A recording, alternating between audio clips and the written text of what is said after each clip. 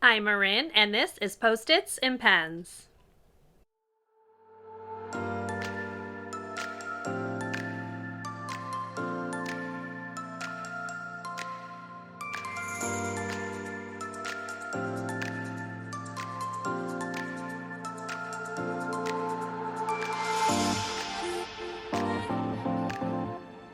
Hello and welcome to or welcome back to my channel. My name is Marin, and here you will find a little beauty, a little books, and a little teaching content. So if that sounds like something you might enjoy, I would love for you to subscribe and stick around and join me in my little corner of YouTube. In today's video, I am going to take you through the 22 books that I want to read in 2022. So let's go ahead and roll on into the list. This year I will be tracking my reading of specific books in a little reading journal. This is not what that is. I'm making this a reading journal. It's actually a little Animal Crossing journal. But I have written out the titles of the books right here. I've put a box next to them to check off once I have read them. And that is how I'm going to kind of satiate my love of lists and checking things off. I also do have a shelf on Goodreads titled 22 in 2022, which I will link down below just in case you want to take a look at that shelf. If you are on Goodreads, feel free to follow me and you can watch as I try to read these books. But anyway, basically, for this list, I decided to go through my want to read shelf. I really took a look at books that had been on that shelf for the longest amount of time. So I took several titles from the top half of that list. I sprinkled in some nonfiction books that have been on my radar for a while, and I've also thrown in some upcoming releases for 2022 as well. This is just basically so I have a nice variety of titles to choose from, and I actually have put something on my wheel of TBR, which I will give you a full tour of later on in the month, so stay tuned for that. But I do have something on that wheel that says 22 in 2022, and I basically have a spinner wheel with these titles on it to kind of choose things in a little bit more fun way without me actually saying, okay, this is the one I'm going to read, this is the one I'm going to read, etc. You know, variety is the spice of life, if you will. So anyway, that is all coming later. Let's right now roll ahead on into the list of books that I am hoping to read in 2022. I have listed these in my reading journal alphabetically by author because that is who I am as a person. So that's how I'm just going to run on through them. But I will indicate where it is a book that has been on my TBR for a very long time.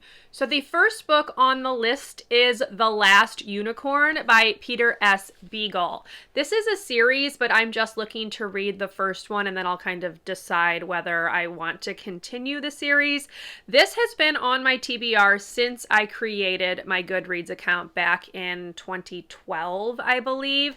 So it is the oldest book on my TBR list. So I am going to go ahead and read just a little synopsis of the book, just in case you are not aware of what it's about. It says, she was magical, beautiful beyond belief, and completely alone. The unicorn had lived since before memory in a forest where death could touch nothing. Maidens who caught a glimpse of her glory were blessed by enchantment that they would never forget. But outside her wondrous realm, dark whispers and rumors carried a message she could not ignore. Unicorns are gone from the world. Aided by a bumbling magician and an indomitable spinster, she set out to learn the truth, but she feared even her immortal wisdom meant nothing in a world where a mad king's curse and terror incarnate lived only to stalk the last unicorn to her doom. So basically, this is on my TBR mostly because I love unicorns. I'd heard several people talk about this book way back in the day, and I just have always wanted to read it, and this is going to be the year where I finally do that. So the first book, The Last Unicorn by Peter S. Beagle. The second book on this list is one that is a new release this year, and that is Book of Night by Holly Black. I am intrigued. First of all, I do enjoy Holly Black's writing, And I'm very intrigued to see what she's going to do with an adult book, as everything else that she's written has either been middle grade or YA. So I'm very intrigued. I'm going to go ahead and read you the synopsis, which just was released like not that long ago, and so was the cover. So I'm kind of excited. But here's what it says. In Charlie Hall's world, shadows can be altered for entertainment and cosmetic preferences, but also to increase power and influence. You can alter someone's feelings and memories, but manipulating shadows has a cost, with the potential to take hours or days from your life. Your shadow holds all the parts of you that you want to keep hidden. A second self standing just to your left, walking behind you into lit rooms. And sometimes it has a life of its own. Charlie is a low-level con artist working as a bartender while trying to distance herself from the powerful and dangerous underground world of shadow trading.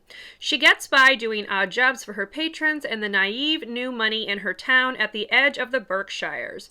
But when a terrible figure from her past returns, Charlie's present life is thrown into chaos, and her future seems at best unclear, and at worst non-existent. Determined to survive, Charlie throws herself into a maelstrom of secrets and murder, setting her against a cast of doppelgangers, mercurial billionaires, shadow thieves, and her own sister, all desperate to control the magic of the shadows.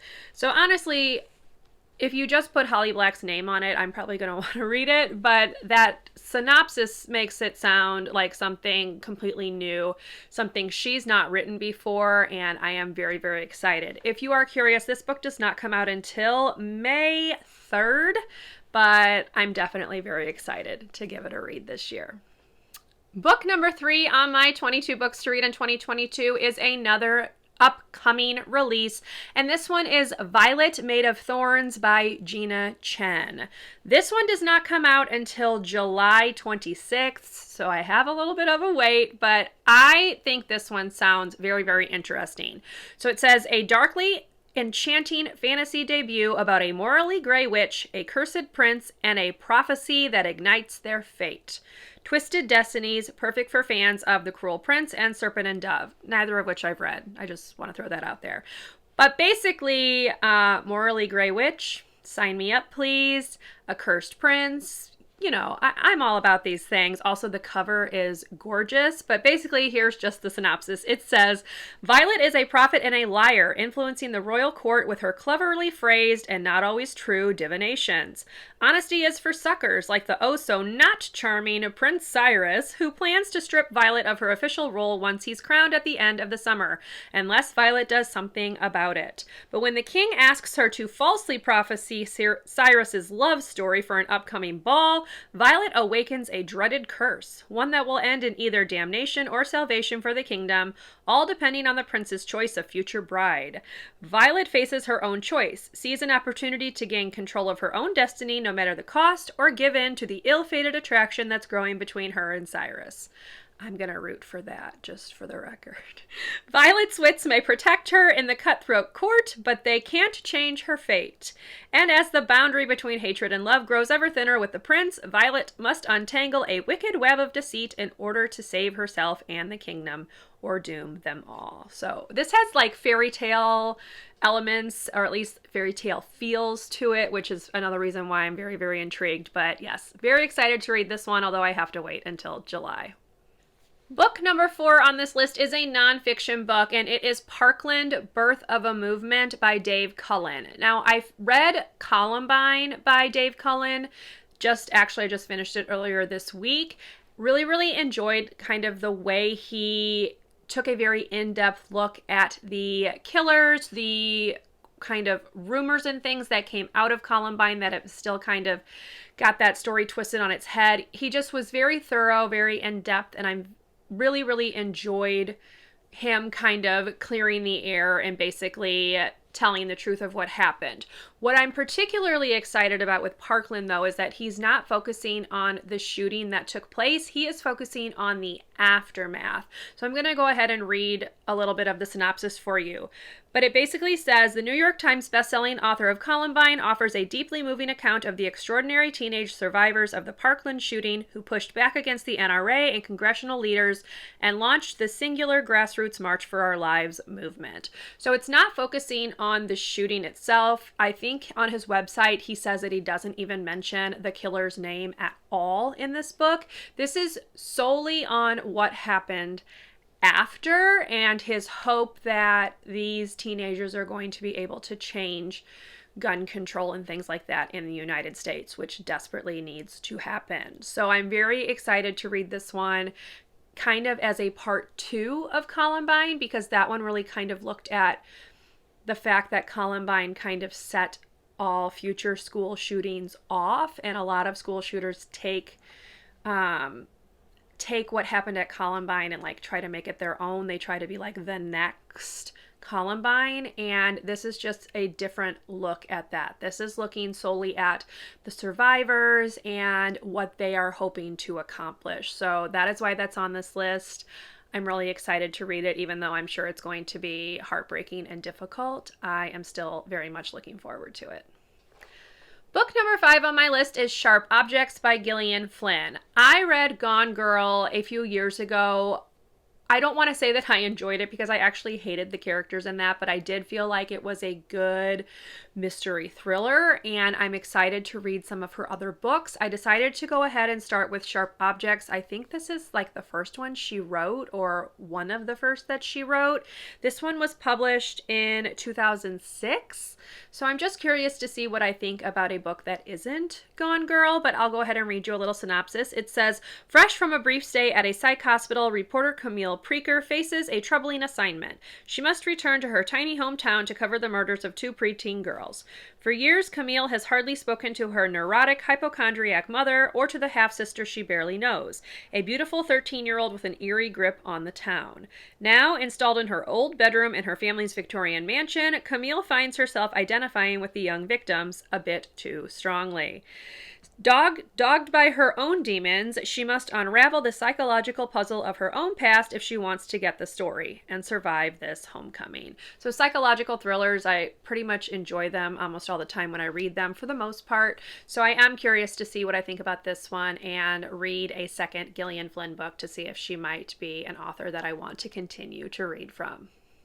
Book number 6 is another book that has been on my TBR since I created my Goodreads account, and it is Memoirs of a Geisha by Arthur Golden. I actually started reading this book a really long time ago when the film came out, and I only got like halfway through, and then I set it down and never got back to it. So I do want to actually finish the book. I was enjoying it. I don't know why I didn't pick it back up. I just did not. So it is my goal this year to actually read that book all the way through.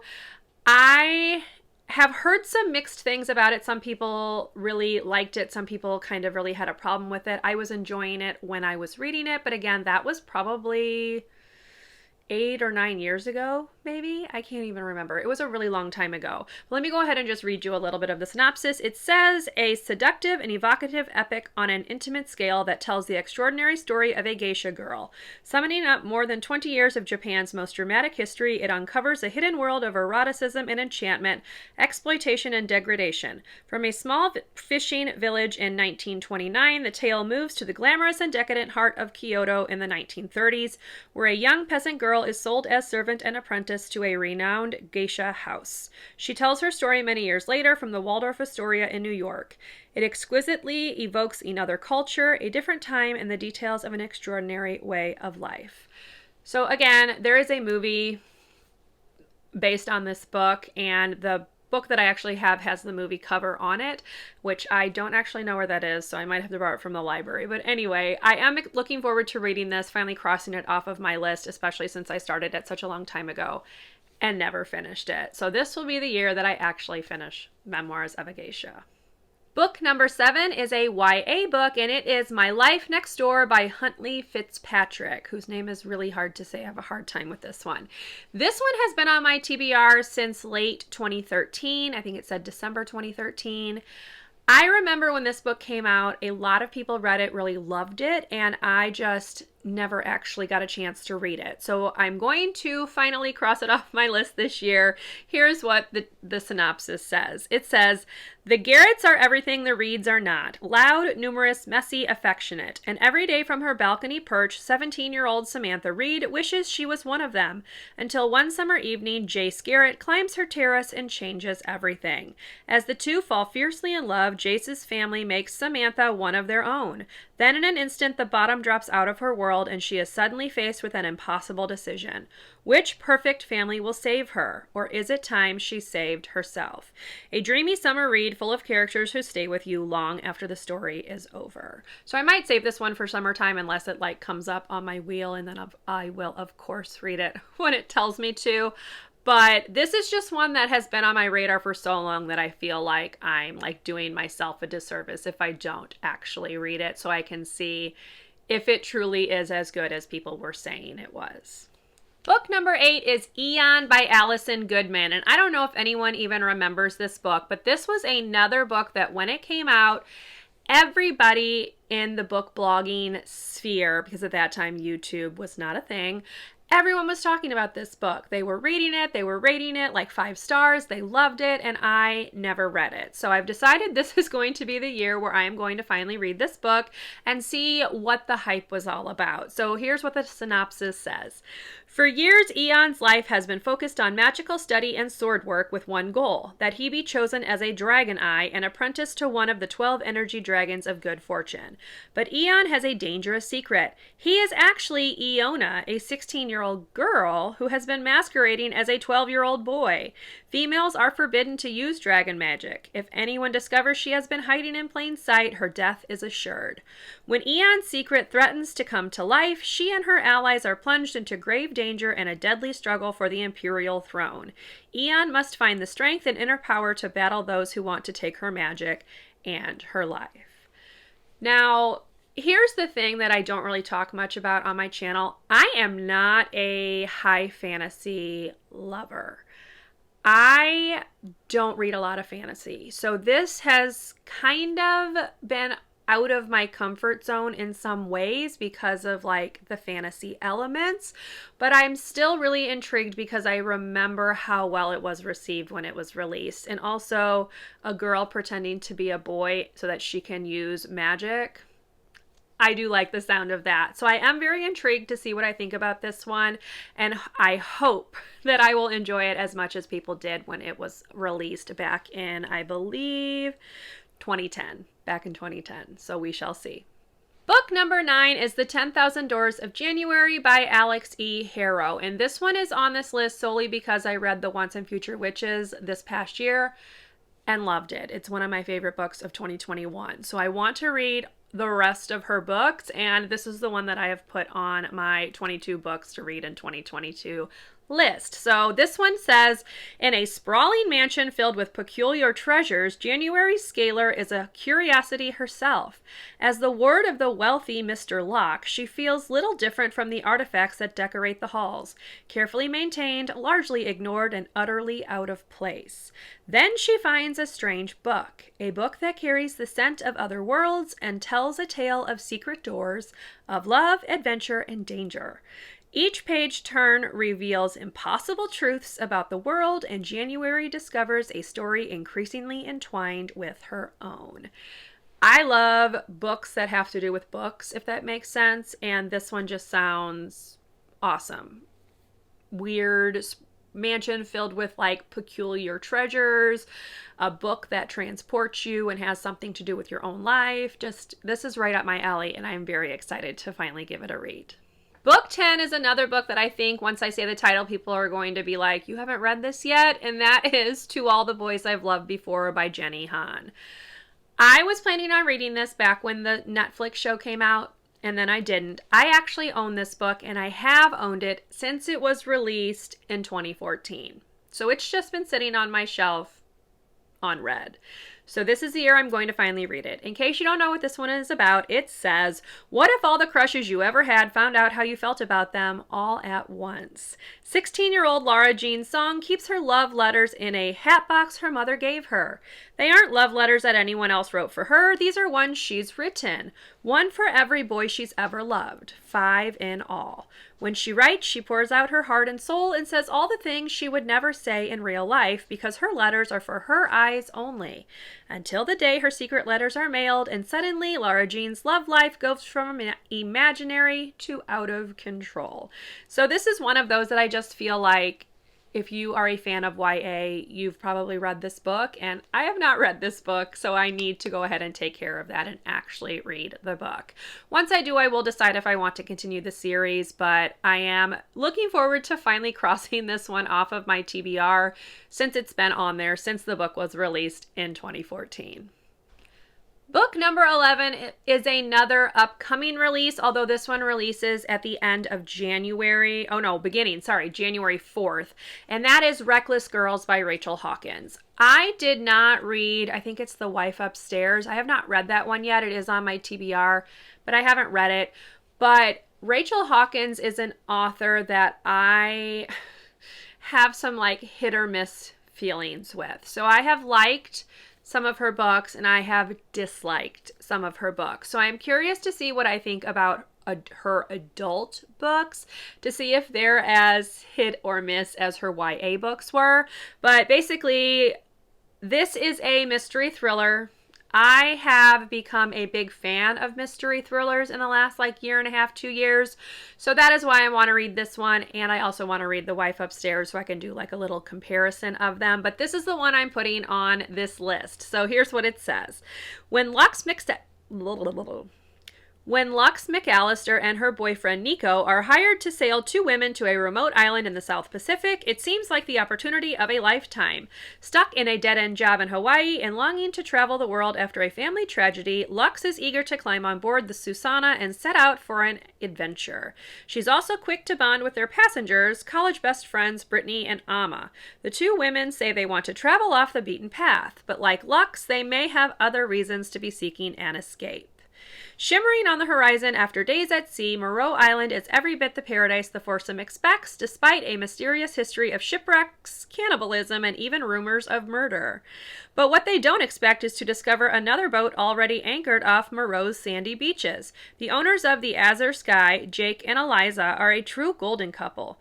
Gorgeous, laid back, and if their sleek catamaran and well-stocked bar are any indication, rich. Now a party of 6, the new friends settle in to experience life on an exotic island and the serenity of being completely off the grid. Lux hasn't felt like she truly belonged anywhere in years, yet here on Moreau with these fellow free spirits, she finally has a sense of peace. But with the arrival of a skeevy stranger sailing alone in pursuit of a darker kind of good time, the balance of the group is disrupted. Soon cracks begin to emerge. It seems that Brittany and Amma haven't been completely honest with Lux about their pasts, and perhaps not even with each other. And though Jake and Eliza seem like the perfect pair, the rocky history of their relationship begins to resurface, and their reasons for sailing to Moreau might not be as innocent as they first appeared. So I'm just intrigued, again, to read an adult book by Rachel Hawkins to see what I think about it. And this one sounds kind of fun and a nice way to weather the winter gloom because I am planning on reading this one kind of early in the year. But we will see what I think and if I will continue to read books by Rachel Hawkins, because this and The Wife Upstairs may be the deciding factor. Book number 12 is another nonfiction book, and it is Stamped from the Beginning, The Definitive History of Racist Ideas in America by Ibram X. Kendi. Now, I read the YA version of this that he wrote with Jason Reynolds, which is just called Stamped, and I really, really enjoyed that one. So I'm very curious just to kind of see how the two compare, kind of how this one was pared down to make the YA version of it, and just to kind of go through and see if everything that is discussed in the original book that was meant for adults was covered in the YA book. That's kind of just, some personal interest that I have. But basically, I follow Ibram X. Kendi on Twitter, and he's so well spoken. He just tells the truth about what life is like in the United States, and I'm pretty excited to read this one because I know that he will have done his history and made sure that it is well researched and factual, even if people don't want to say that it's factual because critical race theory and all of that. But critical race theory is American history, so. Anyway, so that is on this list as well this year. Book number 13 is one that I feel like everyone and their mother has read again, and I have not, and that is The House in the Cerulean Sea by T.J. Klune. To be fair, until I started watching booktube videos, I'd never even heard of this book or the author, which I know that's probably like a travesty and maybe I shouldn't admit that, but y'all, it is the truth. So I'm curious to see what the fuss is about because he is extremely hyped as an author, and this book in particular is extremely hyped. So in case you, like me, don't know what this is about, it says, Linus Baker leads a quiet, solitary life. At 40, he lives in a tiny house with a devious cat and his old records. As a caseworker at the department in charge of magical youth, he spends his days overseeing the well-being of children in government-sanctioned orphanages. When Linus is unexpectedly summoned by extremely upper management, he's given a curious and highly classified assignment. Travel to Marzias, I don't know, y'all, Island Orphanage, where 6 dangerous children reside. A gnome, a sprite, a wyvern, an unidentifiable green blob, a were-Pomeranian, and the Antichrist. Linus must set aside his fears and determine whether or not they're likely to bring about the end of days. Anyway, it does sound interesting. This never would have made my TBR if not for the fact that people seem to absolutely love it. So we will see what I think when I finally read it this year. Book 14 is a classic. It is Anne of Green Gables by L.M. Montgomery, and it has also been on my TBR since 2012 when I made my account. So I'm not going to do a synopsis for this one, y'all. This is one that a lot of people have read, have loved. It's a classic that people say is very, very good. I have not had the best luck with classics, so we shall see. A friend of mine loves this series and is always telling me I should read it, so this is the year I'm going to finally read the first book, and then we will see if I want to continue it. But Anne of Green Gables is on this list. Book number 15 is another nonfiction book, and it is A Promised Land by Barack Obama. I have read both of his previous 2 books and enjoyed them, so obviously I wanted to pick this one up and read it as well. I'll just kind of give you a little piece of the synopsis. It says, Obama takes readers on a compelling journey from his earliest political aspirations to the pivotal Iowa caucus victory that demonstrated the power of grassroots activism to the watershed night of November 4th, 2008, when he was elected 44th President of the United States, becoming the first African American to hold the nation's highest office. So I know that this one kind of takes a look at his presidency over those 8 years and kind of gives some insight into some things that happened. So I'm very curious to read this one and see what I think and kind of compare it to the first 2. I've always thought that he's a very good writer, and I feel like this one will be another good book by him. So I am excited to read it in 2022. Switching gears back to YA, we have book number 16, which is Anna and the French Kiss by Stephanie Perkins. Now, this one is another one that I feel like I just need to read because everyone else has read it. However, in recent years, I have heard some people who have spoken out about how much they really dislike this book, and I've heard some of the things that they don't like, and I feel like that's probably where I'm going to fall when I finally read this, but this is just one of those that has been on my TBR forever, and I just want to read it to see what it is all about and to see where I'm going to fall in the love it or hate it kind of area, because there doesn't seem to be a middle ground. So we shall see. This is going to be the year, and it may be a hate read experience for me, or I may actually enjoy it. So stay tuned. We shall find out. Book 17 is another upcoming release, and it is Real Easy by Marie Rutkowski. I love her books. I have read, I think, four of her books. I read the entire Winners trilogy, and I read the first book in the Forgotten Gods series, which is called The Midnight Lie. The second book is on my TBR for this year, not on this list, but I am going to read it this year. I just really love her writing, so I'm very excited. This is an adult book. It is a mystery thriller, and it draws on the author's own experiences of working in a strip club, which I find very fascinating. It's also set in the Midwest, which is where I live. So I'm curious to see what I think about this one, but basically it says, it's 1999 and Samantha has danced for years at the Lovely Lady Strip Club. She's not used to mixing work and friendship. After all, between her jealous boyfriend and his young daughter, she has enough on her plate. But the newest dancer is so clueless that Samantha feels compelled to help her learn the hustle and drama of the club, how to sweet talk the boss, fit in with the other women, and make good money. One night, when the new girl needs a ride home, Samantha agrees to drive, a simple decision that turns deadly. So honestly, again, it's the author that's making me want to read this one. This one comes out in January as well, January 18th. I already have it requested from my library. I'm so excited, y'all. I hope that it's as good as I think it's going to be. Book number 18 is The Lovely Bones by Alice Sebold. This is another book that I have had forever. It's been on my TBR forever. I've owned a physical copy of the book since before the movie came out, and I've never read it. I know that this one is going to be kind of difficult to read because of the subject matter.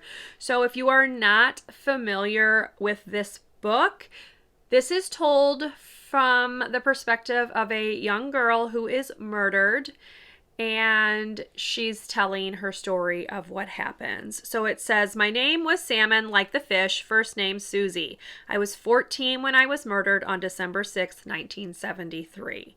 So begins the story of Susie Salmon, who is adjusting to her new home in heaven, a place that is not at all what she expected, even as she is watching life on Earth continue without her. Her friends trading rumors about her disappearance, her killer trying to cover his tracks, her grief-stricken family unraveling.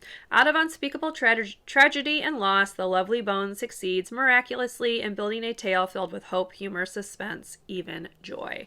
So again, this is one that I just want to read this year because it's been on my TBR for so long. I've owned the book forever, and it's just time to cross it off and see what I think about it. Book 19 is Salt to the Sea by Ruta Sepetys. I read Between Shades of Grey this past year. It was on my 21 books to read in 2021 and loved it.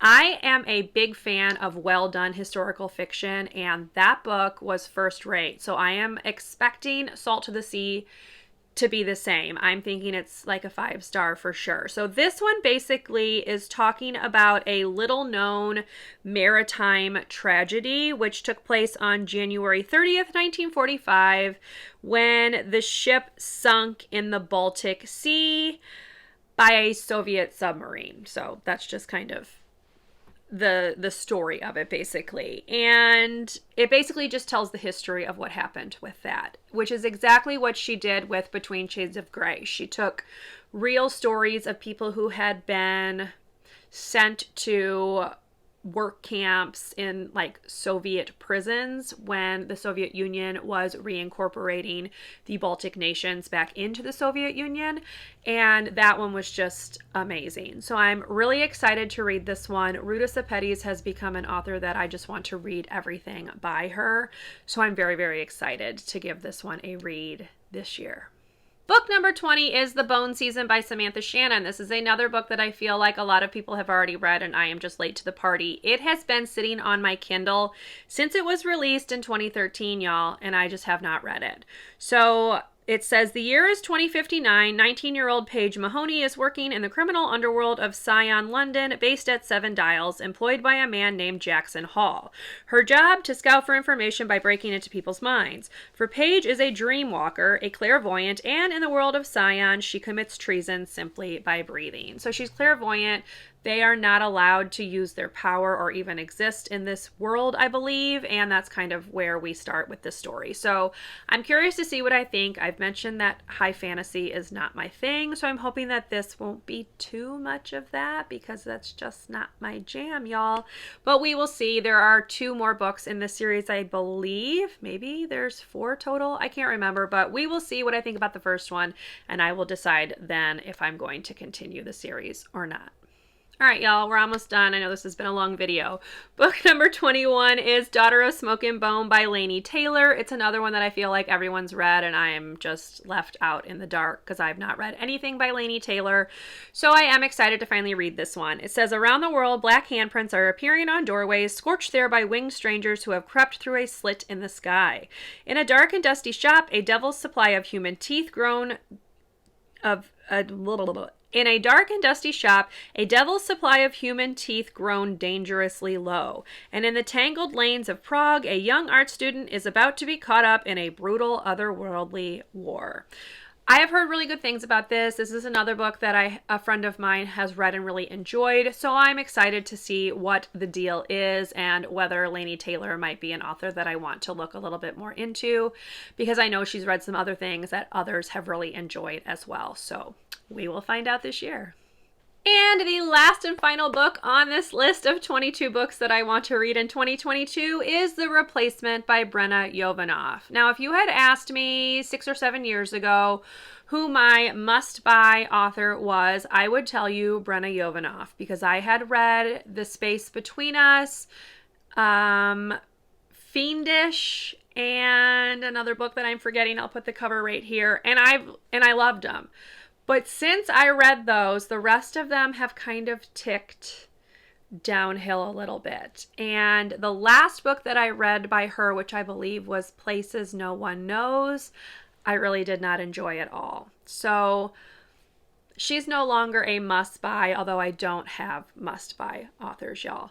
But I would maybe must-read is a better word for it. But she has not written anything new in years, except for like books based on a TV show, I think. So I'm curious to see what I think about The Replacement. This one was written early on. I think, 2010. I think this was actually written before either of the other two books that I read by her and really enjoyed. And I'm just curious to see what I'll think about it. So this one says, Mackie Doyle is not one of us. Though he lives in the small town of Gentry, he comes from a world of tunnels and black, murky water. A world of living dead girls ruined by a little tattooed princess. He is a replacement, left in the crib of a human baby 16 years ago. Now, because of fatal allergies to iron, blood, and consecrated ground, Mackie is fighting to survive in the human world. Mackie would give anything to live among us, to practice on his bass, or spend time with his crush, Tate. But when Tate's baby sister goes missing, Mackie is drawn irrevocably into the underworld of Gentry, known as Mayhem.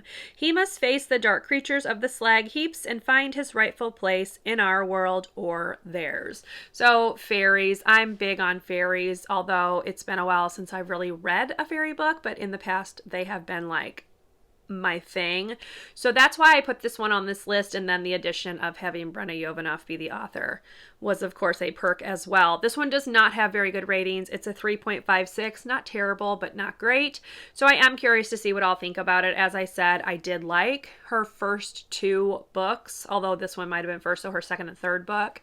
But I just have not found anything else that she's written as exciting. So we will see what I think about this one, but it is another one that it's just time to get it off my TBR and finally get it read.